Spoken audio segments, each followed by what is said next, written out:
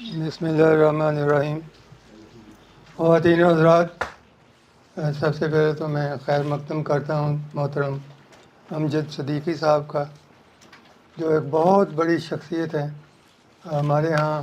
میرا خیال ہے جتنے بھی مہمان آئے ہیں ان میں سب سے بڑی شخصیت میں انہیں کہوں گا، اور ایسی شخصیت کہ جنہیں ہم نے نہیں، امریکز نے 1 in the millions قرار دیا، اور کئی اس طرح کے خطابات باہر کے ملکوں کے، سعودیہ میں، دوسری جگہوں پہ انہیں ملے۔ ہم سنتے ہیں بہادری کی، دلیری کی داستانیں۔ اگر ہم میں ایک ایسا شخص آ جائے جس سے متعلق ہم جانتے ہوں کہ اس نے بندے نے اسلام کی، انسانیت کی 7 جنگیں لڑی ہیں، ان میں بہت بری طرح دشمن کو شکست دی ہے، اور وہ غازی اور مجاہد آج ہم میں بیٹھا ہے، تو آپ جتنی دلچسپی اس میں ظاہر کریں گے اس سے کم ان کی شخصیت میں آج کے مہمان کی ہماری دلچسپی کم نہیں ہو سکتی۔ جس طرح انہوں نے مصائب میں، تکالیف میں عزم صمیم کے ذریعے سے اپنے والدین کی جو تربیت دی ہوئی تھی اس کی وجہ سے کامیابیاں حاصل کیں۔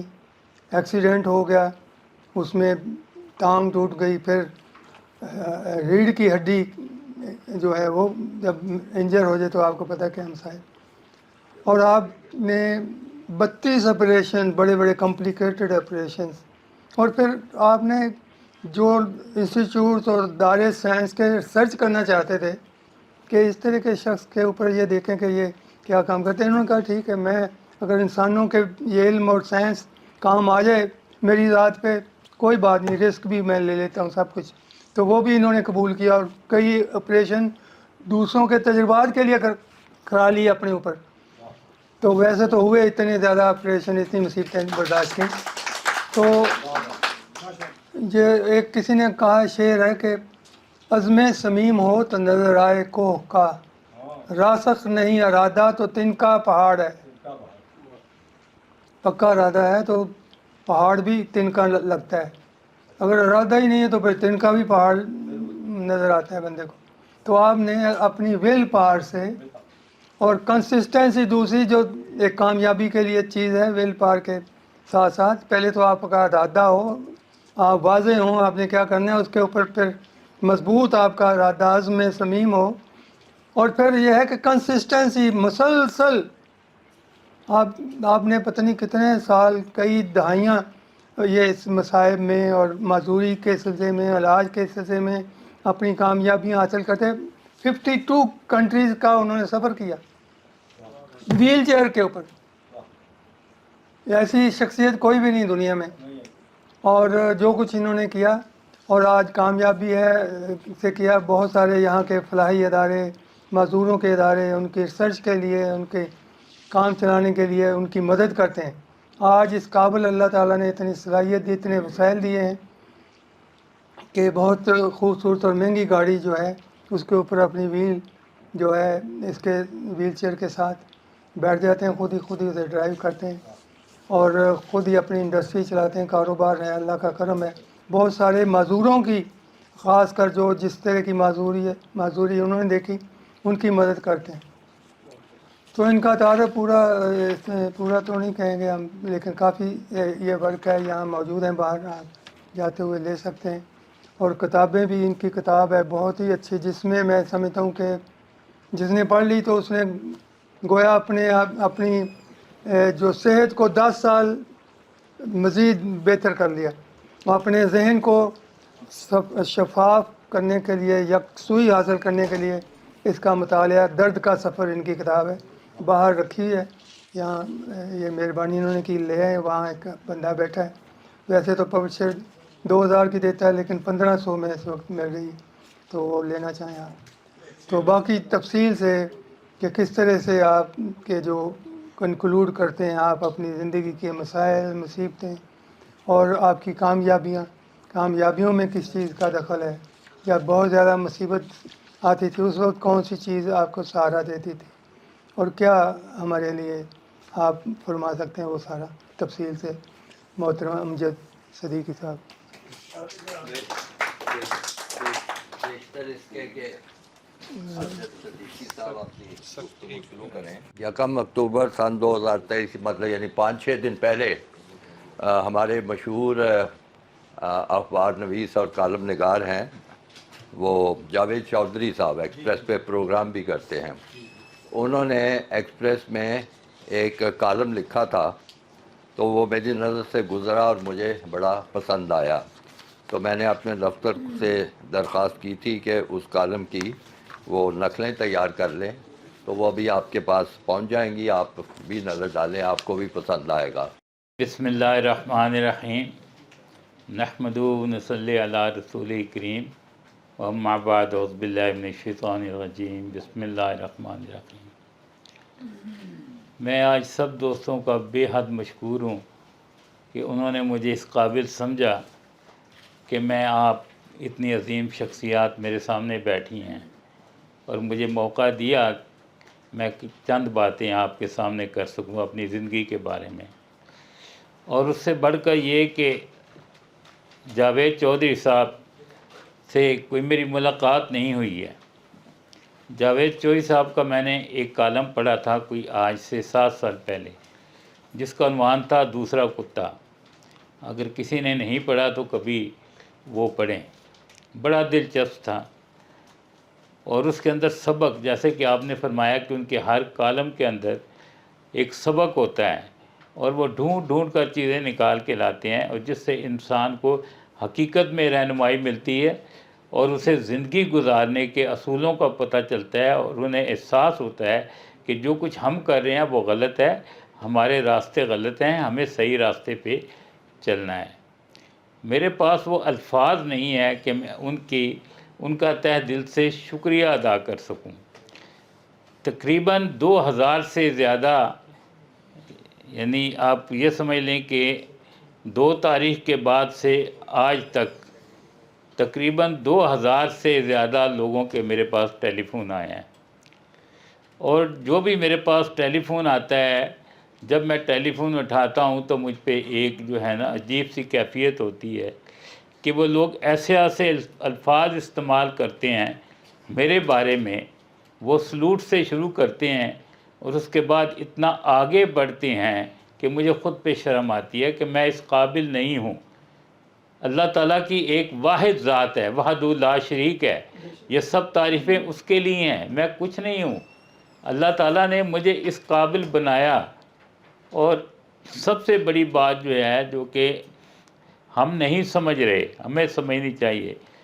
علامہ اقبال رحمۃ اللہ علیہ مرحوم نے یہ پہلے فرما دیا تھا. ان کا ایک شعر ہے, خدا نے آج تک اس قوم کی حالت نہیں بدلی, نہ خود ہو جس کو خیال اپنی حالت کے بدلنے کا. یہ ایک شعر ہے. ظفر علی خان اگر بہرحال ہو سکتا ہے مجھے غلطی لگی ہو, لیکن میں تو آج تک یہی سمجھ رہا ہوں کہ علامہ اقبال صاحب کا یہ شعر ہے. میں صدیقی صاحب کے دفاع میں یہ کہنا چاہوں گا کہ یہ غلطی ان کو نہیں لگی, یہ غلطی بہت سے پڑھے لکھے لوگوں نے کی ہے اور مولانا ظفر علی خان کے شعر کو ان سے منسوب کر دیا گیا ہے. تو اس لیے جی فطرت میں یہی ہے. لیکن اب تو چونکہ امین ہے مولانا کی کلام کے اور شعروں کے, اس لیے مجبور. میں ویسے خاموش رہا تھا, میرا خیال تھا بعد میں بات کروں گا. یہ اچھی بات ہو گئی ہے کہ محفل بھی ایسی ہے, حال بھی ویسے ہی ہے, انہی کے نام سے ہے اور چلیں شعر بھی ان کے ہیں. تو قرآن کریم میں تقریباً 3 یا 4 دفعہ یہ آیا ہے جہاں اللہ تعالیٰ فرماتے ہیں آپ کچھ کرو گے تو ہوگا. ہمارے معاشرے کی اس وقت حالت کیا ہے, ہر آدمی امید پہ بیٹھا ہے. ہم کرتے کچھ نہیں ہے, ایک امید لگا کے بیٹھے ہوئے ہیں کہ سب کچھ ہو جائے گا, ہم سب کچھ کریں گے. اس وقت جو ہمارے ملک کی حالت ہے, ہر بندہ پریشان ہے, ایک چھوٹے بچے سے لے کے ایک بزرگ تک, خان چاہے میل ہو یا فیمیل ہو, ہر بندہ پریشان ہے. لیکن جو سب سے بڑی تکلیف دہ بات ہے وہ صرف پریشان ہے, وہ اس کا حل نہیں سوچتا ہے کہ حل کیا ہے. حل کیا ہے, ہم خود ذمہ دار ہیں, ان حالات کے ذمہ دار ہیں جن حالات سے ہم گزر رہے ہیں. اس کے ذمہ دار ہم خود ہیں، ہم ملک کو یہاں تک پہنچانے والے خود ہیں، اور ابھی تک بھی ہم نہیں سنبھل رہے ہیں، اور مجھے نظر نہیں آتا کہ آئندہ نسلیں بھی ہماری 2-4 نسلیں بھی سمجھ جائیں گی۔ اس کی بڑی وجہ سب سے پہلے جو کچھ میں سمجھتا ہوں، ہو سکتا ہے میں غلط ہوں، ہم سب والدین ہیں جنہوں نے اپنے بچوں کی پرورش پراپر طور پر نہیں کی۔ آج سے ماشاءاللہ یہاں پہ بزرگ لوگ بیٹھے ہوئے ہیں، نئی جنریشن ہے، جو بزرگ لوگ ہیں، جو کچھ میں نے دیکھا ہے، جو ہمارے ساتھ ہوا ہے، پریکٹیکلی طور پر ہوا ہے کہ ہم اگر جھوٹ بولتے تھے ہمیں اس کی سزا ملتی تھی، ہم غلط بیانی کرتے تھے ہمیں اس کی سزا ملتی تھی۔ میرے خیال میں 3 یا 4 کلاس میں ایک سبجیکٹ تھا، اور اس کے اندر ایک مضمون تھا کہ ایک بیٹا چوری کرتا ہے اور پکڑا جاتا ہے، دوبارہ وہ پھر چوری کرتا ہے، ماں اس کو نہیں سمجھاتی ہے، ماں کہتی ہے کچھ کیا یہ چھوٹی چھوٹیاں چوری کرتی ہے، کوئی بڑا ہاتھ مارو، پھر وہ ایک بڑی چوری کرتا ہے، اس کے بعد پھر پکڑا جاتا ہے، جج صاحب کے بعد جب وہ کیس جاتا ہے تو جج صاحب اس کو کہتے ہیں آگے میں نے 2 دفعہ تم کو چھوڑ دیا ہے لیکن اب نہیں چھوڑوں گا، تو وہ چور جو ہے وہ کہتا ہے جج صاحب مجھے اجازت دیں کہ میں اپنی امی کے کان میں کچھ کہنا چاہتا ہوں۔ تو انہوں نے اپنی والدہ کو اپنے پاس بلایا، جو ہی وہ کان اس نے آگے کیا تو انہوں نے ان کے کان کو کاٹ لیا۔ تو جج صاحب جو ہے نا وہ بہت غصے ہوئے کہ کیا یہ بدتمیزی ہے کہ تم نے اپنی والدہ کے کان کو کاٹا ہے۔ تو وہ رونے لگا اور کہنے لگا اگر ماں مجھے پہلے دن نہ روکتی کہ تم نے یہ چوری کی ہے اور یہ غلط کیا ہے تو آج میں یہ بڑا چور نہ بنتا۔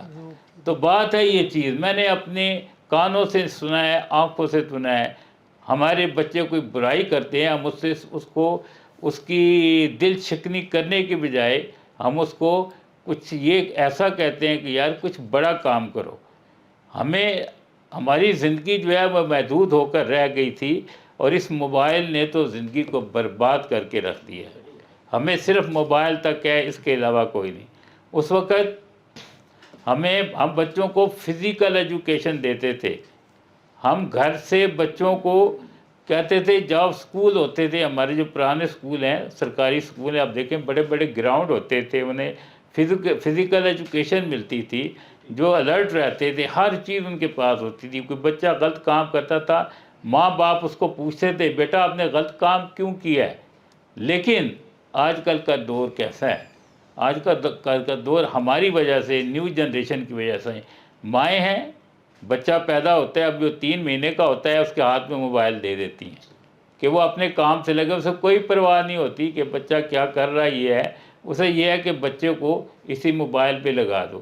اس طرح آپ ویسٹرن میں چلے جائیں، امریکہ میں چلے جائیں، آپ اسکینیویشین کنٹری میں چلے جائیں، وہاں پہ آپ دیکھیں ان کی پوری توجہ یہ ہوتی ہے کہ بچے اس کی طرف مائل نہ ہوں، اور ہم اپنے آرام کے لیے، اپنے سکون کے لیے جو ہے نا اس طرف بچوں کو لگاتے ہیں۔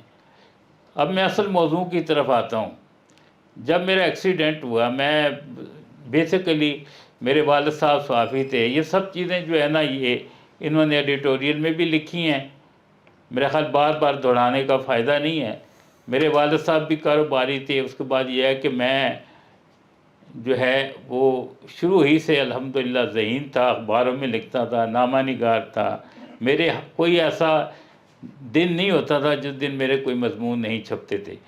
میں نے 76 کے اندر جب کہ میں کالج میں پڑھتا تھا پہلی کتاب لکھی تھی آپ اور آپ کے بچے، تو ہمارے استاد تھے ساہی صاحب، وہ کہتے ہیں آپ نے یہ کتاب لکھی ہے آپ اور آپ کے بچے، مجھے سمجھ تو نہیں آتی تم بڑے کیسے بن گئے ہو، تم تو بھی خود بچے ہو، تم نے یہ کیسے لکھا، جو کچھ چیزیں تم نے اس کے اندر لکھی ہیں وہ مجھے یقین نہیں آتا کہ ایک بچے کو یہ چیزیں پتہ ہونی چاہیے۔ اور اس کی وجہ کیا تھی؟ علم تھا۔ علم آپ کو کہاں سے ملتا ہے؟ اخباروں سے ملتا ہے، کتابوں سے ملتا ہے اگر آپ کو دلچسپی ہو، لیکن اب وہ بھی نہیں ملتا، اس لیے کہ ہماری دلچسپی بھی ختم ہو چکی ہے کتابوں سے۔ اس کے بعد الحمدللہ میں نے دوسرا ناول لکھا جنم جنم کی پیاس، اور الحمدللہ وہ اتنا मकबूल हुआ कि उस पर एक फ़िल्म बनी इसी नाम से ही, जन्म जन्म की प्यास के नाम से, 1979 के अंदर। उसके बाद मैंने एक कॉलम लिखा था, ज़रब मुजाहिद मैगज़ीन निकालता था, मैं उसका एडिटर था। उसका अनुमान था भुट्टो ज़िंदा है। हालात इतने बदले, आपको पता होता क्या है कि गवर्नमेंट मेरे पीछे इतनी लगी, ज़िया साहब का दौर था कि मुझे मुल्क छोड़ना पड़ा। मैं सऊदी अरब चला गया। सऊदी अरब गया, 6 महीने गुजरे थे, मेरा एक्सीडेंट हो गया। उसके बाद कुछ ठीक हुई, टांग ठीक हुई, चलने के काबिल हुआ, तो बैंक को ने दोबारा मुझे रख लिया कि चलो यार ठीक है, उसकी टांग टूटी थी, अब सही हो गया। तकरीबन 6 महीने नहीं गुजरे थे कि एक बार फिर एक्सीडेंट हो गया। वो एक्सीडेंट क्या था, इस एक्सीडेंट ने मेरी लाइफ चेंज कर दी। मेरी रीढ़ की हड्डी पर चोट लगी और मेरा 90% जिस्म जो है वो बिल्कुल पैरालाइज्ड हो गया और व्हील चेयर मेरा मुस्तकिल सहारा बन गई। मैं हॉस्पिटल में था। अच्छा, एक मेरे अंदर बुराई है, इसे आप बुराई समझे या अच्छाई समझे। तकलीफ़ जब मुझ पे आती है, मैं रोना पीटता नहीं हूँ, ना ही किसी के आगे ज़िक्र करता हूँ कि मुझे कोई तकलीफ़ आई है। मेरी कोशिश होती है कि मैं ख़ुद मैनेज करूँ। तकलीफ़ मुझ पे आई है, मुझे मैनेज करना है, मैं दूसरों को क्यों तकलीफ़ में डालूँ। मेरे घर वालों को 10 से 12 दिन तक बिल्कुल नहीं पता चला कि मेरे साथ कुछ हुआ है। तो उसके बाद जब मेरे साथ ये सब कुछ हुआ तो डॉक्टर्स मेरे पास आए, और ये भी डॉक्टरों की लापरवाही से हुआ। ठीक है, एक्सीडेंट हुआ था, अल्लाह ताला को मंजूर था। उसके बाद मिस हैंडलिंग हुई, जो कि आम होती है, हमारे मुल्क में तो बेपनाह होती है। जो ही किसी के साथ हादसा होता है तो सारे ही डॉक्टर बन जाते हैं, सारे इंजीनियर बन जाते हैं। आजकल तो एक नया ट्रेंड है कि वो फ़ोटो उतारते हैं मोबाइल लेके, ये नहीं कि उसकी हेल्प करें, मोबाइल से उसकी तस्वीरें बनाते हैं और तस्वीरें बना के फिर जो है ना वो सोशल मीडिया पे शेयर करते हैं। तो बहरहाल मुझे अस्पताल पहुंचाया गया, घसीट के गाड़ी से निकाला गया। उसकी वजह से ये हुआ कि मेरी टांगें सही काम करती थी। अब वो डॉक्टर भी उस वक़्त के कुछ ऐसे ही थे, डॉक्टर ने कहा थोड़ा चल के दिखाओ। जो ही मैं चला तो मैं गिर गया। उसके बाद आज तक मैं दोबारा खड़ा नहीं हो सका।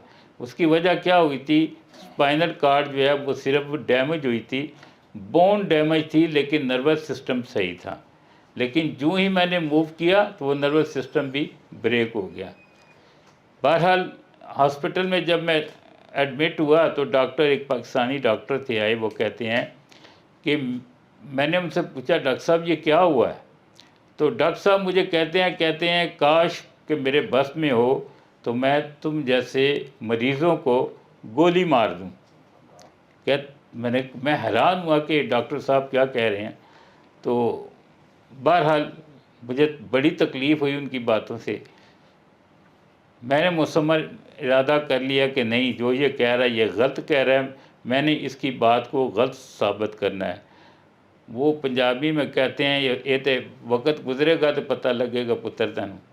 बहरहाल आज मैं कहता हूँ उनकी बात सही थी, लेकिन मैंने उसको चैलेंज समझा, अल्हम्दुलिल्लाह मुकाबला किया। हर नामुमकिन को अल्लाह के फ़ज़ल से मैंने मुमकिन बनाया। अब मुझे फ़ोन आते हैं, मुझे जो लोग पूछते हैं, अब वो कहते हैं जी वो ऐसी क्या चीज़ थी कि इतना बड़ा हादसा हुआ और उसके बावजूद जो है वो कौन सी आप सूरत पढ़ते थे, आप कौन सा कलाम पढ़ते थे, आप किस चीज़ का विरद करते थे कि आपके अंदर हिम्मत आई, ये आई। मैंने कहा हिम्मत इंसान के अंदर से आती है। इंसान अपने अंदर हिम्मत खुद करता है। इरादे जिनके पुख्ता हों, नज़र जिनकी खुदा पे हो, वो तलातम खैर मौजों से वो घबराया नहीं करते। जब इंसान किसी चीज़ का मुसम्मम इरादा कर लेता है, अपने अंदर विल पैदा कर लेता है कि मुझे ये काम करना है और मुझे हालात का मुकाबला करना है, तो वो करता है और वो कामयाब होता है उसके अंदर। यही उसकी कामयाबी है। बहरहाल अल्हम्दुलिल्लाह मुझे अल्लाह ताला ने चांस दिया। अल्लाह ताला ये चीज़ें देखता है कि एक आदमी है वो करना चाहता है। देखिए, हम कहते हैं ना अल्लाह पे छोड़ देते हैं, अल्लाह पे छोड़ें, कुछ करें तो सही। पहले हम कुछ करेंगे तो अल्लाह पे छोड़ेंगे जब हम कुछ करने के लिए तैयार नहीं हैं। अब यहाँ पर तो एक नई अजीब सी चीज़ है, दो कहते हैं अल्लाह ने देना है तो इत्थे भी दे दी, अल्लाह ने देना है तो उत्थे भी दे दी। میں اس سے ایگری نہیں ہوں. ہو سکتا ہے آپ اس سے متفق ہوں, میں ایگری نہیں ہوں. میں نے کہا جب تک آپ ہیلا نہیں کریں گے وسیلہ نہیں بنے گا. آپ کریں گے اللہ تعالیٰ آپ کی مدد کریں گے, ہر لحاظ سے اللہ تعالیٰ آپ کی مدد کریں گے. جب آپ کچھ کرنا ہی نہیں چاہتے تو آپ کیسے ایکسپیکٹ کر سکتے ہیں؟ تو کرتے ہیں. تو جو چیز میری اس وقت دماغ میں آئی وہ تھی ویئر دیر از اے ول دیر از اے وے. تو میں نے اس کو اپنا لیا. اس کو اپنانے کے بعد الحمدللہ دوبارہ میں نے بینک میں جاب شروع کی. یہ ایک لمبی داستانیں ہیں, ان پہ ہم بات کرنے لگیں تو بڑی دور تک بات چلی جاتی ہے. بہرحال دن رات کی کوشش سے یہ ہوا کہ دوبارہ مجھے اسی بینک میں جاب مل گئی. اور یہاں دلچسپ بات ہے کہ جب جاب ملی بڑی سخت کنڈیشنیں تھیں جن کا ذکر کتاب میں نے کیا ہے. تو مینیجر مجھے بلاتا ہے, مجھے کہتا ہے کہ مجھے بڑی تکلیف ہوتی ہے کہ تم روزانہ 1 گھنٹہ پہلے بینک ٹائم سے آتے ہو اور تم 15 کلومیٹر ویل چیئر چلا کر آتے ہو, تو میں تمہارے لیے کیا کر سکتا ہوں؟ میں نے کہا سر مجھے کوئی ضرورت نہیں ہے کرنے کی, میں جاب کر رہا ہوں تو میں انشاءاللہ جاب کروں گا, آپ نے جو کنڈیشنیں لگائی ہیں ان پہ پورا اتروں گا. وہ کہتے ہیں میرے پاس ایک اپرچونٹی ہے اور میں آپ کی ہیلپ کرنا چاہتا ہوں. مجھ سے پوچھتے ہیں تمہاری تنخواہ کتنی ہے؟ میں نے کہا 6250 ریال کی میں بات کر رہا ہوں. تو مجھے وہ کہتے ہیں اگر ہم آپ کو 7000 ریال مہینہ دیں, ہر مہینے آپ کو گھر پہ ملیں گے 7000 ریال, تو تم یہ جاب چھوڑ دو گے؟ میں نے کہا نہیں. کہتا ہے سوچ لو. میں نے کہا نہیں. کہتا ہے میں کوئی جیب سے نہیں دینے ہیں, بات یہ ہے کہ ایک سعودی عربیہ میں اس وقت سسٹم تھا گوسی کا, جنرل آرگنائزیشن تھی, وہ پروٹیکٹ کرتے تھے جو لوگ کام کرتے ہوئے ایکسیڈنٹ کا شکار ہو جاتے تھے. تو انہوں نے کہا تمہاری پینشن بنتی ہے, تمہیں ساری زندگی پینشن ملے گی 7000 ریال, تم یہ کام چھوڑ دو, گھر جا کے آرام کرو, بیٹھو, ہر مہینے تمہیں تنخواہ مل جائے گی 7000 ریال. میں نے کہا سر مجھے نہیں کرنا. انہوں نے مجھے کہا دیکھیں میں آپ کو 24 آور دیتا ہوں, آپ سوچ لو, پھر بھی سوچ لو. 24 آور کے بعد انہوں نے مجھے بلایا, پوچھا کیا خیال ہے آپ کا؟ میں نے کہا سر نہیں مجھے کام کرنا ہے. تو وہ بڑا حیران ہوا, میری طرف بڑے غصے سے دیکھا, اور اس نے یہ بات جو ہے نا پورے بینک میں پھیلا دی. تقریباً 350 کے قریب امپلائیز تھے, ان سب کو بتایا کہ یہ فلش ترین انسان ہے دنیا میں, بے وقوف ترین انسان ہے دنیا میں, جس کو گھر بیٹھے 7000 ریال مل رہے ہیں اور یہ کہتا ہے میں نے نوکری کرنی ہے, مجھے 7000 ریال نہیں چاہیے. تو میں اللہ کا بڑا شکر ادا کرتا ہوں کہ میرا وہ فیصلہ 100% صحیح تھا. میں کر کے کھانا چاہتا ہوں, مانگ کے کھانا نہیں چاہتا. تو اللہ تعالیٰ کا مجھ پہ بڑا کرم ہوا. میں نے جاب شروع کی, مجھے بڑی تکلیفیں دی گئی. آپ یقین کریں 4 بندوں کے کام دیے گئے, جہاں 1 بندہ کام کرتا تھا 3 کو فارغ کر دیا گیا. صرف مشن کیا تھا؟ مشن یہی تھا کہ یہ کام چھوڑ دے, یہ مایوس ہو جائے اور یہ کہے جی کہ مجھ سے نہیں ہو سکتا, میں نہیں کر سکتا, ہمیں کوئی موقع ملے ہم اس کو بینک سے نکال دیں. لیکن جب اللہ تعالیٰ کی طرف سے سیدھ ہوتی ہے, پھر وہی چیز میں یہاں پہ منشن کروں گا, جب اللہ تعالیٰ یہ سمجھتے ہیں کہ یہ محنت کر رہا ہے, اس کی نیت صاف ہے, تو اللہ تعالیٰ اس میں برکت ڈالتے ہیں. آپ کو ہمت بھی آتی ہے, طاقت بھی آتی ہے, اور اپنے آپ کو اس قابل سمجھتے ہیں کہ یس میں کر سکتا ہوں. اللہ تعالیٰ کے فضل سے میں نے کبھی نو کا لفظ نہیں سیکھا, کبھی ایکسکیوز نہیں سیکھا کہ سوری میں یہ نہیں کر سکتا. آج بھی میں کہتا ہوں میں اللہ کے فضل سے ہر ناممکن کو ممکن کر سکتا ہوں, اور میں نے زندگی میں کر کے دکھایا ہے. اب بات آتے ہیں جو اس وقت ہمارے ملک کے حالات ہیں, اس کی وجہ کیا ہے؟ اس وقت ملکی حالات کی سب سے بڑی وجہ ہم خود ہیں. ہم کام نہیں کرنا چاہتے, ہم چاہتے ہیں ہمیں ہر چیز ریڈی مل جائے. ہم یہاں تک ایکسپیکٹ کرتے ہیں کہ کھانا بھی پکا ہوا ہو, پلیٹ میں بھی ڈال کے دیا ہو, پلیٹ ہمارے پاس ہو, اور پھر وہ ہمارے منہ میں بھی ڈالا جائے. ہم کام نہیں کرنا چاہتے. ہماری قوم بالکل ناکارہ ہو چکی ہے, ہم بالکل کام نہیں کرنا چاہتے. یہ کوئی پرسنٹیج نہیں ہوتی کہ 10% یا 15% یا 20% کے نہیں جی ہم محنتی ہیں. آپ کیسے کہہ سکتے ہیں کہ ہم محنتی ہیں؟ ہم ڈپلیکیٹ تو کرتے ہیں، انوویٹ نہیں کرتے. ہم کیا چیز نہیں بناتے ہیں؟ ہم کچھ بھی نیا بناتے، ہم صرف کاپی کرتے ہیں. وہ ملک ریاض صاحب بڑے فخر سے کہتے تھے زندگی میں کامیاب ہونا ہے تو فوٹو کاپی کرو. اس کا مراد یہ تھا کہ باہر کے ملک سے کوئی چیز اٹھاؤ اور اپنے ملک پہ نافذ کر دو. میں اس سے ایگری نہیں ہوں. میں کہتا ہوں ہمیشہ انوویٹ کرو تاکہ آپ کو ترقی ملے، آپ کی پروڈکٹ جائے.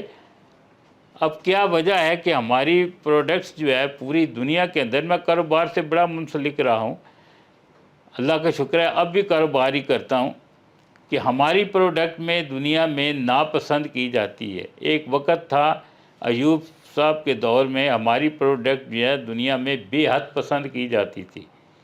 پاکستان کا نام فخر سے لیا جاتا تھا. کچھ عرصہ تک بھٹو کے دور میں بھی ایسا رہا، اس کے بعد بھی رہا.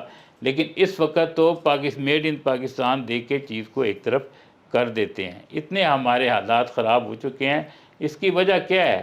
ہم خود پاکستانی پروڈکٹ کو پسند نہیں کرتے. جو ہمارے بزنس مین ہیں وہ ون ٹائم بزنس کرنا چاہتے ہیں. وہ یہ نہیں چاہتے کہ ہم بزنس میں جو ہے نا اس کو بزنس کو آگے بڑھائیں.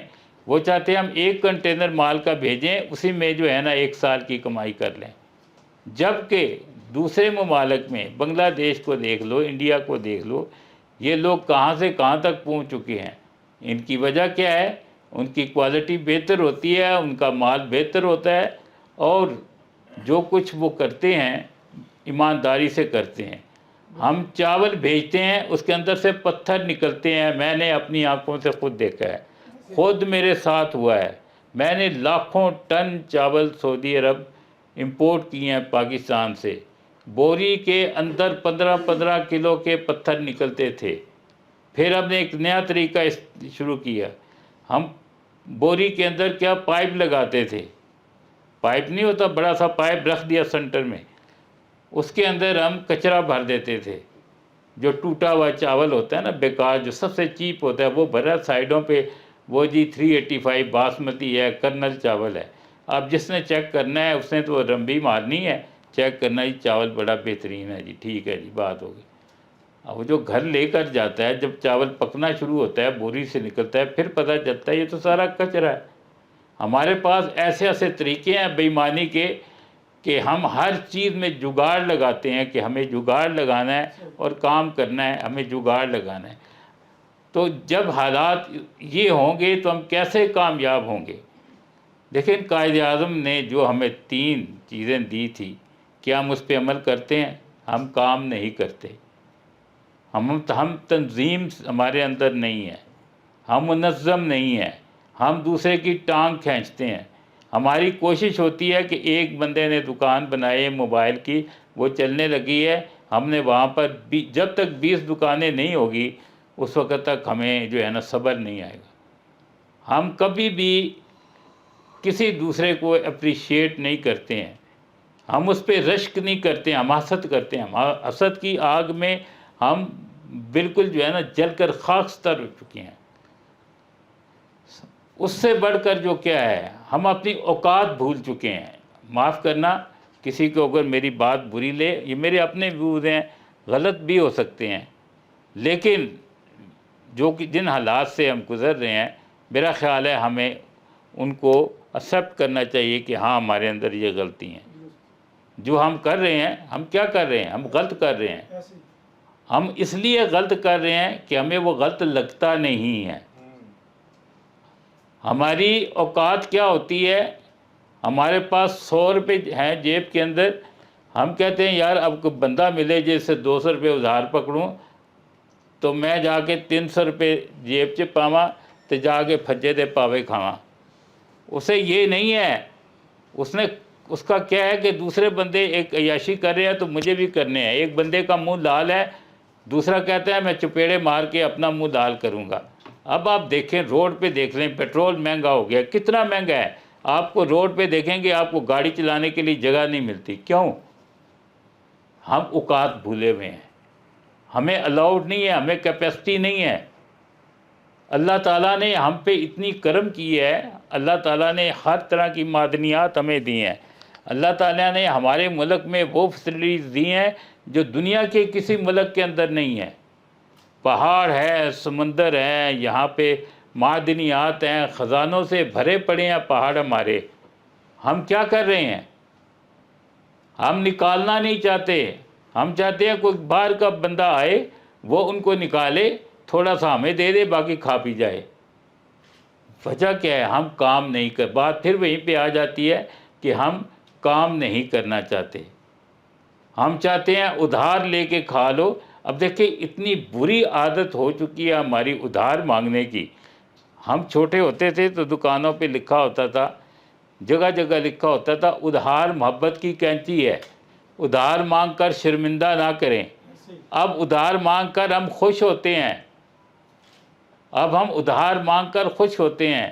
اب تو سب سے بڑی بات ہے، ہمارے جو حکومتیں ہیں وہ بھی ادھار مانگ کر خوش ہوتے ہیں۔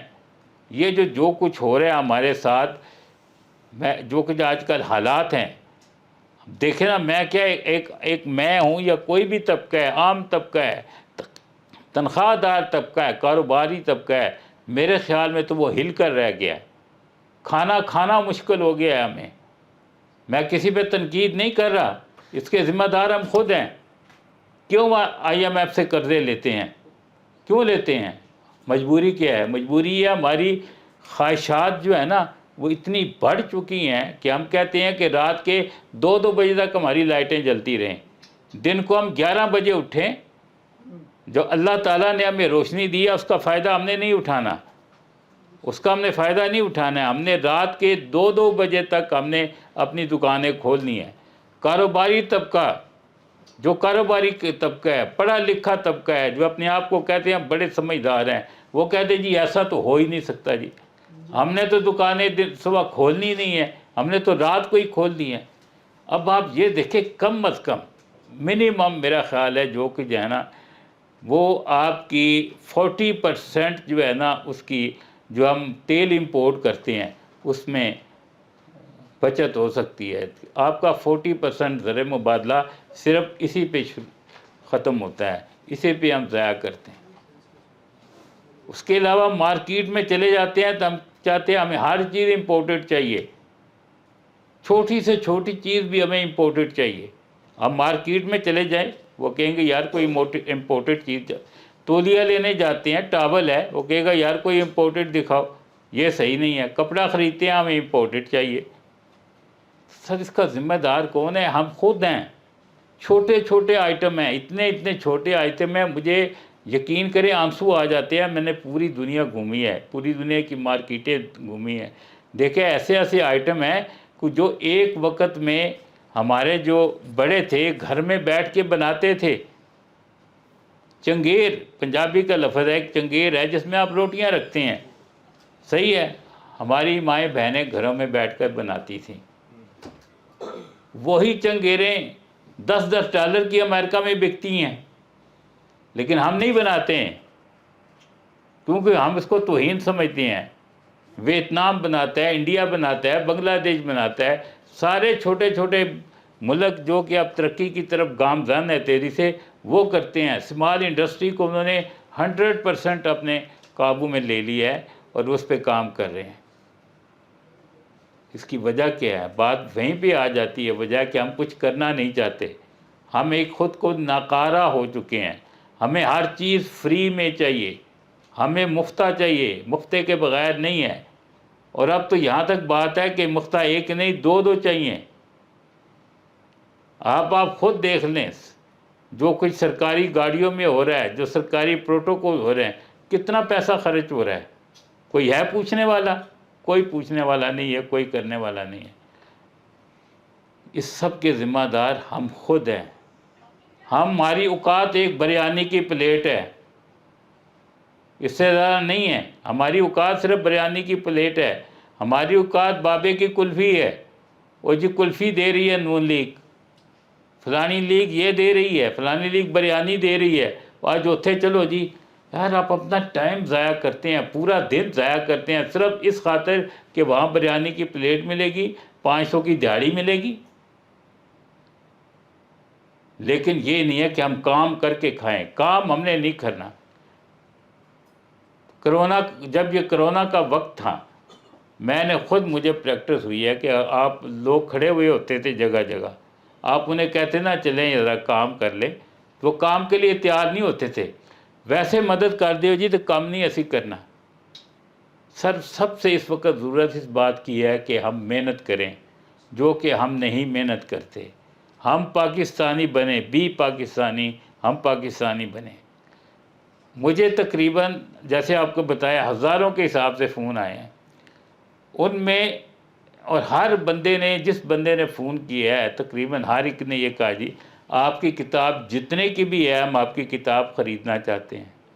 لیکن تکلیف کی بات ہے، ان میں 2% لوگ ایسے بھی تھے، گزٹڈ آفیسر، سرکاری محکموں سے، بیوروکریٹس، بڑے بڑے عہدے پر، کہتے ہیں جی آپ ہمیں کتاب گفٹ بھیجیں،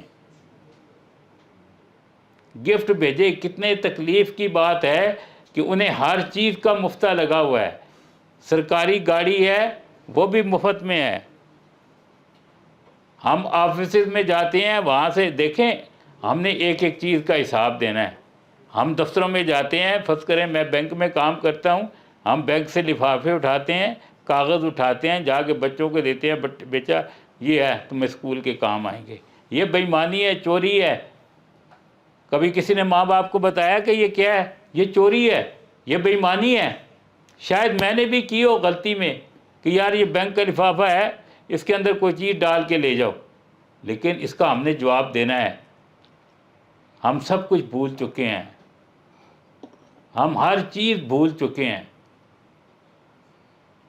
ہم کاپی کرتے ہیں، نقلیں کرتے ہیں، جگاڑ لگاتے ہیں، کبھی انوویٹ نہیں کرتے. ہم نے کیا کیا آج تک؟ اب میں اس دوسری طرف آتا ہوں. اس وقت ایک فضا سی قائم ہوئی ہے کہ جی آرمی کھا گئی، ملٹری کھاتی ہے، یہ ہو گیا، فلانا ہو گیا. یہاں میں آپ کو بتاؤں ملٹری کیا کرتی ہے. یقیناً کچھ لوگ ہوں گے جن کے دوست، رشتہ دار یقیناً ملٹری میں ہوں گے، انہیں تجربہ ہوگا، وہ ان کے گھر بھی جاتے ہوں گے، ان کی کالونیوں میں بھی جاتے ہوں گے، ان کے ایریا میں جاتے ہیں. اب کیا دیکھتے ہیں؟ اب یہی دیکھتے ہیں نا، صاف ستھرا ماحول ہے، ہر چیز پراپر طریقے سے ہے، ہر کام وہ پراپر طریقے سے کر رہے ہیں. تنظیم جس کی قائد اعظم نے ہمیں سبق دیا، ایک تنظیم کے تحت ہر چیز چلتا ہے. آپ چوکی دار رکھتے ہیں، ہم آپ بندے کو چوکی دار رکھ لیں اور ایک ریٹائر فوجی کو رکھ لیں، اب اس میں ڈفرینٹ دیکھ لیں گے کیا ہے.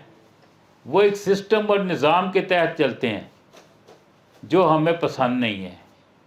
وہ لائن میں چلتے ہیں، ہم کہتے ہیں نہیں، ہم نے کہا جو بھی کام کرنا ہے لائن توڑ کے کرنا ہے. شادی ہوتی ہے، برات پہ کھانا کھانے جاتے ہیں، آپ دیکھتے ہیں وہاں پہ کیا اشر ہوتا ہے. ہر بندے ایسے جیسے میرا خیال 1 مہینے سے بھوکے ہوں گے، ایسے پل پڑتے ہیں کہ جیسے دوبارہ کھانا ملنا ہی نہیں ہے ہم نے، یا 10 دن سے انہوں نے کھانا کھایا ہی نہیں ہے. اتنا کھانا کھاتے نہیں ہے جتنا وہ ضائع کرتے ہیں. ہمارے اندر صبر نہیں ہے. اس سب کا ذمہ دار کون ہے؟ ہم خود ہیں. اگر ہم نے خود کو صحیح کرنا ہے، اگر ہمیں اس ملک سے محبت ہے، ہمیں اپنی عادتیں بدلنی پڑیں گی، ہمیں اپنی سوچیں بدلنی پڑیں گی. سب سے بڑی چیز ہے ہمیں اپنی عادت، ہم سوچوں کو بدلیں. اور اگر کامیاب ہونا چاہتے ہیں، ہر ماں باپ کا فرض ہے وہ آج سے ہی اپنی اولاد کی صحیح تربیت شروع کر دے. اگر آپ اپنی اولاد کو صحیح کر سکتے ہیں، آپ کی اولاد آپ کا فرما بردار بن سکتی ہے، تو کوئی وجہ نہیں ہے کہ آنے والی نسل صحیح نہ ہو. دیکھیں میں نے اپنی زندگی 3 چیزوں پہ گزاری ہے: آنیسٹی، ہارڈ ورکنگ، کمٹمنٹ. میں نے 42 ایئر سعودی عرب میں گزارے ہیں. میرے ماشاءاللہ 2 بیٹے ہیں. مجھے پراؤڈ ہے، فخر ہے. آپ ان کے گلے پہ چھری بھی رکھ دیں گے نا، وہ پھر بھی جھوٹ نہیں بولیں گے. وہ یہاں کر پریشان ہے کہ ہم کیا کریں، جہاں جاتے ہیں جھوٹ ہے، بے ایمانی ہے، چور بازاری ہے. پریشان ہیں، مجھے سوال کرتے ہیں کہ ڈیڈی آپ کہتے تھے دل دل پاکستان، جان جان پاکستان. میں اب بھی کہتا ہوں دل دل پاکستان، جان جان پاکستان، اور وہ آگے کہتے ہیں ہر بندہ بے ایمان۔ کسی بزرگ کے پاس آپ چلے جائیں، بزرگ ہے، داڑھی والا ہے، آپ کے اندر، میرے اندر ایک خیال آتا ہے یار یہ بزرگ ہے، اس سے چیز خریدنی چاہیے، یہی ہے نا۔ اب اس سے چیز خرید کرتے ہیں، آپ کے سامنے آپ کہے گا جی اپنی مرضی کا اس میں فروٹ ڈالیں، آپ مرضی سے ڈالیں گے، گھر لے جائیں گے، آدھا خراب ہوگا۔ جنات نے بدل دیا ہے؟ نہیں، سب کچھ وہی کرنے والے ہیں۔ ہم اپنے آپ کو کیوں نہیں بدلتے؟ اس میں برکت کیا ہوگی؟ جو بڑے بڑے افسران یا بڑے بڑے لوگ اپنے بچوں کو حرام کھلائیں گے تو آپ ایکسپیکٹ کر سکتے ہیں کہ ان کی اولاد جو ہے ان کی فرما بردار ہوگی؟ کیا وہ اپنی اولاد سے کسی اچھائی کی توقع کر سکتے ہیں؟ جو ہمارا معاشرہ جس برائیوں کی طرف جا رہا ہے، جن حالات کی طرف جا رہا ہے، ہم سمجھ سکتے ہیں کہ یہ معاشرہ ایک عرصے تک بھی صحیح ہو سکتا ہے؟ نہیں ہو سکتا ہے۔ موبائل چاہیے، ہم اچھے سے اچھے موبائل، ماڈل کا موبائل کیا ہے؟ آپ نے ٹیلی فون سننا ہے، بہت بڑی بات ہے، آپ نے میسیج ریسیو کرنا ہے، اس سے زیادہ کیا ہے؟ لیکن کیا ہے، ہمارا ایک فیشن بن چکا ہے کہ کم از کم 5 لاکھ کا موبائل چاہیے، اور ہم اتنے بدقسمت ہیں، صبح جا کر لائن میں کھڑے ہو جاتے ہیں، شام کو ہمیں موبائل خریدنا ہماری باری آتی ہے، سیل لگی ہے جی، 2 دن دکانوں کے باہر کھڑے رہتے ہیں جی، وہ جی سیل لگی ہے تو ہم نے جا کر وہاں سے جو ہے نا سوٹ خریدنا ہے۔ میں پہلا ہوں گا جس نے سوٹ خریدا ہے، اور پھر میں لوگوں کو بتاؤں گا میں پہلا بندہ تھا جس نے سوٹ خریدا۔ ہماری صرف سوچ، ہماری اوقات یہاں تک رہ گئی ہے۔ ہم کچھ نہیں کر سکیں گے جب تک کہ ہم محنت نہیں کریں گے۔ آنیسٹی، ہارڈ ورکنگ، کمٹمنٹ، یہ تینوں چیزیں ہم میں نہیں ہیں۔ اللہ کے فضل سے میں ان تینوں چیزوں کو آج تک نہیں چھوڑا ہے۔ اسی کی وجہ سے اللہ تعالیٰ نے مجھے کامیابی دی ہے، اللہ تعالیٰ نے مجھے بے پناہ کامیابی دی ہیں۔ اگر صبح شام تک میں ان کا شکر ادا کروں، میرا یہ ناک رگڑ کے ختم ہو جائے تو بھی میں اللہ کا شکر ادا نہیں کر سکتا۔ ہمارے اندر ناشکری ہے، ہم اللہ کا شکر ادا نہیں کرتے۔ انسان صبح اٹھتا ہے، پرندے صبح اٹھتے ہیں، رزق کی تلاش میں نکلتے ہیں، اس میں تو کوئی ڈکی چھکی بات نہیں ہے نا۔ آپ صبح دیکھتے ہیں پرندوں کی چہچہاہٹ آباد ہے، اور ہم خراٹے لے کے سو رہے ہوتے ہیں بڑے فخر سے۔ ہم رات 12 بجے، 1 بجے، 3 بجے تک ہم جاگتے ہیں۔ آپ دیکھتے ہیں نا کہ اب صبح ہونے والی ہے، چل اس وقت ہم سو جاتے ہیں۔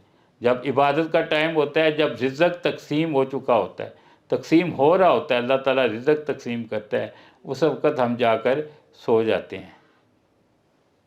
اور پھر ہم اٹھتے کتنے بجے ہیں؟ زوال کے ٹائم۔ جب زوال کا ٹائم شروع ہوتا ہے تو ہم اٹھ جاتے ہیں۔ کہاں سے آئے گی برکت؟ کیسے آئے گی برکت؟ انسان کی کامیابی صرف اسی وقت ہوتی ہے جب اس کے اندر ہمت ہو، حالات کا مقابلہ کرنے کا جذبہ ہو، اور جذبہ اسی وقت ہوتا ہے کہ جب انسان اپنے اندر ارادہ کر لیتا ہے۔ اگر آپ چاہتے ہیں کہ اپنے آپ کو اس قابل بنائیں، اپنے اندر ارادہ پیدا کریں۔ یا میں نے بڑے لوگ دیکھے ہیں، ایک صاحب مجھے تقریباً 4 دن سے فون کر رہے ہیں، ان کا ایک ہی مسئلہ ہے، جی میری بیوی فوت ہو گئی تھی، 3 مہینے ہو گئے، مجھ سے صبر نہیں ہو رہا، مجھ سے صبر نہیں ہو رہا، مجھے بتائیں جی آپ کے ساتھ اتنا بڑا حادثہ ہوا، آپ نے صبر کیسے کیا؟ میں نے کہا اللہ کے بندے، کیا وہ واپس آ جائے گی؟ تم جب پریشان ہو، کیا تمہاری پریشانی سے کیا وہ واپس آ جائے گی؟ کہتا ہے جی نہیں۔ تو میں نے کہا آپ کو ایک اٹل حقیقت ہے، جو اللہ تعالیٰ کے پاس چلا گیا وہ واپس نہیں آئے گا، تو اس کو کیوں نہیں آپ کہتے؟ اس کو برداشت کرو۔ اب سارے کچھ مجھ سے کام نہیں ہوتا ہے، میں دکان پہ نہیں جاتا ہوں، میں کاروبار نہیں کر سکتا ہوں۔ تو میں نے کہا یہ خود تم اپنے ساتھ زیادتی کر رہے ہو، اپنے ساتھ ظلم کر رہے ہو۔ اگر خود تم یہ چیزیں اپنے آپ کو نہیں بدل سکتے تو کیسے بدلے گا؟ وہ جی آپ ایسا کریں، مجھے لیے نا کوئی وظیفہ بتائیں۔ میں نے کہا یار سب سے بڑا وظیفہ آپ کی ہمت ہے، آپ ہمت کریں۔ نہیں جی آپ یہ بتائیں آپ کیا پڑھتے تھے جب آپ کے ساتھ آپ یقین کریں، آپ ماشاءاللہ اتنے لوگ بیٹھے ہیں، میں آپ کو حرفیاً بتانا چاہتا ہوں میں کبھی مایوس نہیں ہوا۔ اتنا بڑا میرے ساتھ حادثہ ہوا، میں مایوس نہیں ہوا۔ میں ہاسپٹل میں تھا تو مجھے میری منگیتر کی تصویر ملی.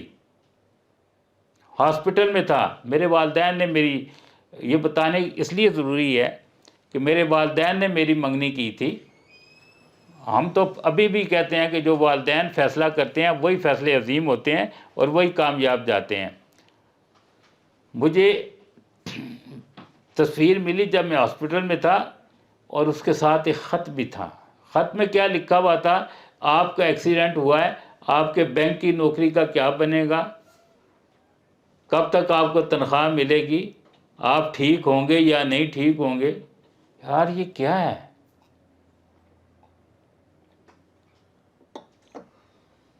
میں نے اس خط کا جواب نہیں دیا، آج تک نہیں دیا. کیوں؟ کہ ان کو مجھ سے کوئی ہمدردی نہیں ہے. ان کو ہمدردی تھی تو میرے جاب سے تھی. ان کو ہمدردی تھی صرف میرے جاب سے تھی یا میری شخصیت سے تھی. لیکن انہیں یہ نہیں تھا کہ انسان کے لیے سب سے ضروری ہے کہ بندہ دعائیہ کلمات لکھتا ہے کہ اللہ تعالیٰ آپ کو صحت دے، آپ ٹھیک ہو جائیں. آپ صحت اللہ تعالیٰ کو دے، یہ چیزیں تو آنی جانی ہیں. ان چیزوں کا تو کچھ نہیں ہے. تو سب سے پہلے جو ہے نا، آپ سب سے میری یہی گزارش ہو کہ ہمت سے کام لیں. بڑی سے بڑی تکلیف بھی آتی ہے، ہمیں اس کا ڈٹ کر مقابلہ کرنا چاہیے، حالات کا ڈٹ کر مقابلہ کرنا چاہیے. کسی قسم کی مشکل ہو گھبرانا نہیں چاہیے. اللہ تعالیٰ کو یاد کریں، اللہ کو یاد کریں، اللہ کو یاد کریں. میری اپنی ڈیلی کی روٹین ہے جو کہ میں لازمی کرتا ہوں. سورۃ الرحمن فَبِأَيِّ آلَاءِ رَبِّكُمَا تُكَذِّبَانِ لازمی سنتا ہوں. صبح رات کو سونے سے پہلے لازمی سنتا ہوں. اپنی روٹین ہے. سورۃ یاسین لازمی سنتا ہوں، صبح بھی اور رات کو سونے سے پہلے. یہ کوئی میں وظیفہ نہیں بتا رہا ہوں، صرف کہنے کا مطلب ہے اللہ کو یاد رکھنا. ہم اللہ کو بھول چکے ہیں، ہم غلط کام کرتے ہیں، ہم اللہ کو بھول جاتے ہیں. اور ایک خاص بات جو آج کل دیکھیں عام ہے وہ یہ ہے کہ ہم ہر دوسرے بندے کا کہ مذاق اڑاتے ہیں، ڈسکلوز کرتے ہیں چیزوں کو. اللہ تعالیٰ نے کہا ہے ہمیشہ پردہ رکھو، خفیہ رکھو چیزوں کو. اگر کہیں برائی بھی نظر آتی ہے تو اس پہ پردہ ڈالو. ہم برائی کو اچھالتے ہیں اور وہی برائی کل کو ہمارے گلے میں آتی ہے. ہم فخر سے کہتے ہیں. میرے پاس میرا خیال سینکڑوں کے حساب سے یوٹیوبر آتے ہیں. پہلے تو مجھے اس چیز کا اندازہ نہیں تھا، لیکن اس کے بعد جب میں نے دیکھا یوٹیوبر تو کہتے کچھ ہیں اور لگاتے کچھ ہیں. اور جس کا اینڈ کیا ہوتا ہے، ٹھیک ہے ان کو جی ہمارے 1 ملین ہو گئے، 4 ملین ہو رہے ہیں. اللہ کے بندے تمہیں اس کی. اور پھر ہم لوگ دیکھیں، ہم پورا اس کا انٹرویو سنتے ہیں، اس کا کوئی ذکر نہیں ہوتا جو کہ انہوں نے ٹائٹل لگایا ہوا ہوتا ہے. اب یہ جو جھوٹ ہم پھیلا رہے ہیں، غلط بیانیاں پھیلا رہے ہیں، انتشار پھیلا رہے ہیں، کیا ہم نے اس کا حساب نہیں دینا ہے؟ ایک ایک چیز کا ہم نے حساب دینا ہے. پچھلی قومیں کیسے تباہ ہوئی ہیں. ابھی اللہ کا شکر ہے ہم میں نیک لوگ بیٹھے ہوئے ہیں جس کی وجہ سے یہ ملک چل رہا ہے، قائم دائم ہے. وگرنہ ہم نے برائی کرنے میں کوئی کسر نہیں چھوڑی ہے. سب سے بڑی برائی ہمارا یہ موبائل فون ہے. ہم میرا خیال ہے دن کے اندر کم از کم 35 سے 40% جو ہے نا ٹائم ضائع کرتے ہیں. ہمارے پاس کھانے کے لیے پیسے ہیں نہیں ہیں کوئی بات نہیں، لوڈ ضرور ڈلوانا ہے. اس میں ٹچ والا فون ہمارے پاس ہونا چاہیے. ہم خوش ہوتے ہیں گندی گندی چیزیں دے کے، گندے گندے مذاق دے کے، کیا اس کو کہتے ہیں، یعنی غلط چیزیں دے کے ایسا مزاج جس میں شرم حیا کا کوئی نہیں ہے. اب تو حالات ایسے آ گئے ہیں. آپ دیکھیں یہ ٹک ٹاک میں، بلکہ چینل جو ہیں ہمارے چینل، وہ کیا کرتے ہیں، پارک میں چلے جاتے ہیں، ایسے ایسے گندے سوال لڑکیوں سے کرتے ہیں، لڑکوں سے کرتے ہیں کہ شرم آتی ہے. لیکن شوق سے ہم دیکھتے ہیں، واہ واہ واہ واہ یہ تو بڑا مزہ آ رہا ہے یار یہ، اور ہم آگے پھر اس کو بڑھاتے جاتے ہیں.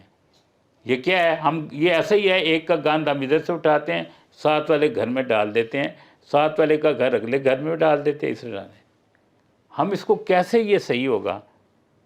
یہ اس وقت صحیح ہوگا جب ہم والدین صحیح ہوں گے، ہم اپنے بچوں کی صحیح تربیت کریں گے، ان کو صحیح راستہ دکھائیں گے،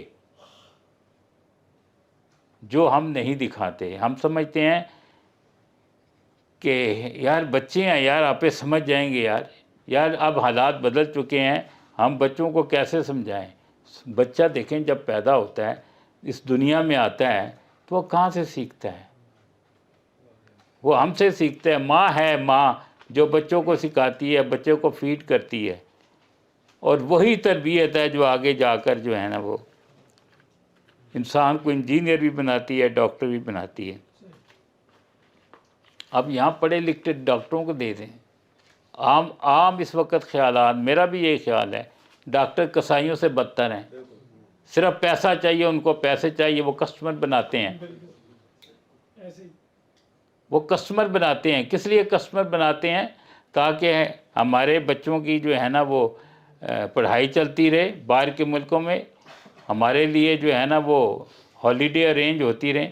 کون سا ایسا ڈاکٹر ہے جو کمیشن نہیں لیتا؟ ہر میڈیسن کمپنی سے وہ کمیشن لیتا ہے، ٹکٹیں فری لیتا ہے، ہالیڈے لیتا ہے، سب کچھ لیتا ہے۔ صرف یہ کہ ان کی دوائی جو انہوں نے ریکمینڈ کی ہے وہ اس نے ریکمینڈ کرنی ہے، اور اس کی عیاشیاں اپنی چل رہی ہیں۔ کون سا، مجھے یہ بتا دیں کہ اس پورے ملک میں کون سا ایک ایسا محکمہ ہے، کون سا ایسا پروفیشن رہ گیا ہے؟ پھر بھی ادبی لوگوں کو ہی میں رسپیکٹ کرتا ہوں۔ ادبی لوگ اپنا ادب نہیں بیچتے، ادبی لوگ اپنا ادب نہیں بیچتے، وہ سیکھتے ہیں اور سکھاتے ہیں۔ لیکن اس کے علاوہ تو جتنے بھی پروفیشن ہیں وہ تو ایک کاروبار بن کر رہ گئے ہیں۔ آپ میرے لیے قابل احترام ہیں، آپ میرے لیے انتہائی معزز ہیں۔ تو سب سے بڑی بات جو ہے جس کی طرف ہمیں جانا ہے، اپنے اندر ہمت پیدا کرنی ہے، خود کو بدلنا ہے۔ ہم نے یہ نہیں کہنا وہ ایسے کر رہا ہے تو ہم نے بھی ایسے کرنا ہے، وہ برائی کر رہا ہے تو ہم نے بھی ایسے کرنا ہے۔ ہم نے اپنا حصہ ڈالنا ہے خود کو صحیح کرنے میں۔ اگر ہم خود صحیح ہو جائیں گے تو معاشرہ صحیح ہوگا۔ اگر ہم خود ہی صحیح نہیں ہوں گے، اگر ہم ہی سب انہی میں شامل ہو جائیں گے کہ وہ جھوٹ، اب تو دیکھیں بڑے فخر سے لوگ کہتے ہیں وزیر اعظم صاحب جھوٹ بولتے ہیں، ہم نے جھوٹ بول دیا تو کیا ہوا؟ فخر سے کہتے ہیں، فخر سے کہتے ہیں۔ اور اس سے بڑھ کر تکلیف دہ بات ہے یار، اگر اس نے جھوٹ بولا تو کون سی بری بات ہے؟ یو ٹرن لے لیا تو کون سی بری بات ہے؟ اگر اس نے چوری کر لی تو کون سی بات ہے؟ اور بڑے فخر سے کہتے ہیں یار وہ چوری کرتا ہے تو لگاتا بھی تو ہے نا، کھاتا ہے تو لگاتا بھی تو ہے نا۔ شرم کی بات ہے ہمارے لیے،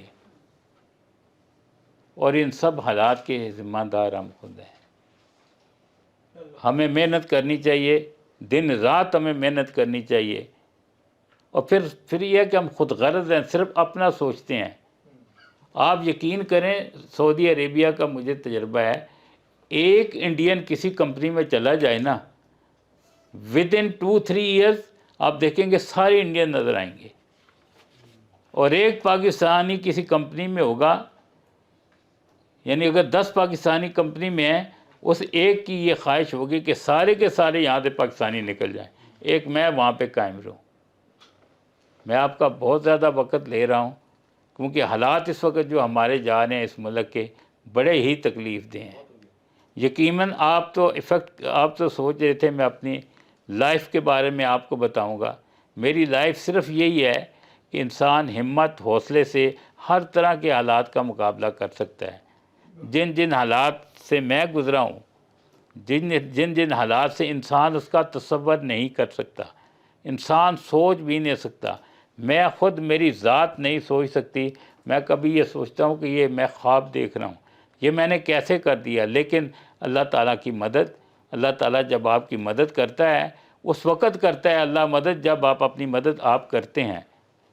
یہ کتاب میں شروع میں ہی میں نے وہ آیت کریمہ لکھی ہے کہ جب تک آپ خود نہیں کرتے ہیں اللہ تعالیٰ کی طرف سے مدد نہیں آتی۔ آپ جو ہے نا چھت سے چھلانگ لگائیں کہیں جی میں بچ جاؤں گا تو آپ بچ جائیں گے، ایسا نہیں ہے۔ آپ ایک برائی کر رہے ہیں، جان بوجھ کے برائی کر رہے ہیں، تو آپ سمجھتے ہیں کہ ہمیں جو ہے یہ معافی مل جائے گی۔ آپ کہتے ہیں آپ مجبوری کو ایسے برائی کر رہے ہیں تو کیا آپ کو معافی مل جائے گی؟ ایسا نہیں ہے۔ अल्टरनेट है, हर चीज़ का अल्टरनेट है। आप हलाल की भी खा सकते हैं, हराम की भी खा सकते हैं। क्या ज़रूरी है कि आपने जो है ना बिरयानी खानी है? क्या हम दाल रोटी से नहीं अपना गुजारा कर सकते? कर सकते हैं। अगर हम चाहते हैं हमने बिरयानी खानी है तो हम मेहनत करें, अब बिरयानी भी खा सकते हैं। कोई एक ही ज़रिया तो नहीं है। और हम एक्सपेक्ट करते हैं, देखें हम कितने बदकिस्मत लोग हैं कि हम लोग इंडस्ट्री नहीं लगाते हैं। 40-40 अरब रुपए हम लोगों में 2-2 हज़ार करके बांट देते हैं, खैरात दे देते हैं लोगों को। हम ये नहीं करते कि हम यहाँ पे इंडस्ट्री लगाएं।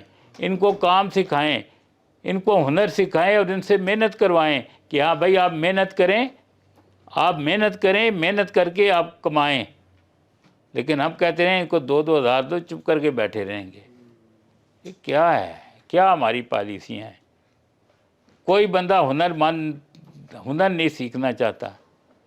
उनको क्या सरखाब के पार लगे हुए हैं दूसरे मुल्कों को जो मेहनत करते हैं। हम घर से निकलते हैं तो वो शर्ट पहनी होती है, बुनियान पहनी होती है, बाज़ारों में घूम रहते हैं। आप यूरोप में चले जाएं, अमेरिका में चले जाएं, किसी में भी चले जाएं, वो घर से निकलेंगे वेल ड्रेस होकर निकलेंगे। चाहे उसने साथ ग्रोसरी की दुकान पे जाना है, वेल ड्रेस होके जाएगा। हम क्या करते हैं, कच्छा पहनते हैं, बुनियान डाली है, और जा यार दूध फाड़ के ले आए यार। हमारी क्या है? हम कर क्या रहे हैं? जो बुराइयां गैर मुल्कों में हैं वो हम अपनाते हैं, जो अच्छाइयाँ जो है ना वो हम उनको हम लेना नहीं चाहते। तो बात जो है कि हमारे अंदर ये सब चीज़ें हैं।